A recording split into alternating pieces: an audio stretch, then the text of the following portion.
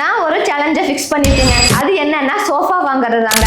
அதுக்காக என்னோட ஓன் மணியை ₹1 கூட இன்க்ளூட் பண்ணாம இதே மாதிரி ரெகுலரா வீடியோஸ் போட்டு ஒன்னா இதுல இருந்து மானிட்டைஸ் ஆகி வரணும் அப்படின்னு ப்ரொமோஷன் மூலமா வர மணி வச்சு மட்டும்தான் எனக்கு வேணுங்கிற சோஃபாவை நான் வாங்கணும் அப்படிங்கிற சேலஞ்சை நான் ஃபிக்ஸ் பண்ணிருக்கேன். பார்க்கலாம் அந்த சேலஞ்ச் கம்ப்ளீட் ஆகிறதுக்கு எவ்வளவு நாள் எடுக்குதுன்னு. டே 1க்கான வீடியோ வந்து பாத்தீங்க அப்படின்னா போமட் தான். போமட்னா என்னன்னு தானே பாக்குறீங்க. இது வந்து ஒரு சிலை 1300ஆம் ஆண்டு நைட் டெம்ப்ளர்ஸ் அப்படிங்கிற ஒரு குழுனால வழங்கப்பட்டிருக்கு.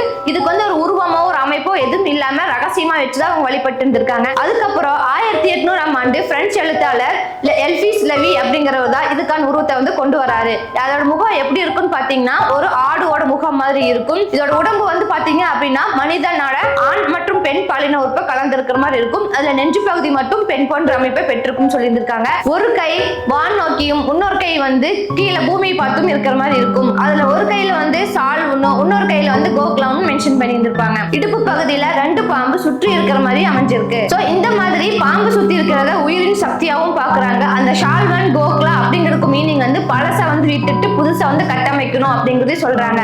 அது மட்டும் இல்லாம தலைக்கு மேல வந்து ஒரு தீபமும் எரிஞ்சிட்டு இருக்கு. அதுக்கு வந்து அறிவின் ஒளியை வந்து பார்க்கப்படுறாங்க. சோ இப்ப இருக்கிற சாத்தான் வழிபடுற குழுக்கள் எல்லாருமே வந்து இந்த போபட் அப்படிங்கிற சிலையை வச்சுதான் வழிபட்டு வந்துட்டு இருக்காங்க. இதை பத்தின கருத்து என்ன அப்படிங்கறத மறக்காம கமெண்ட்ல தெரியப்படுத்துங்க.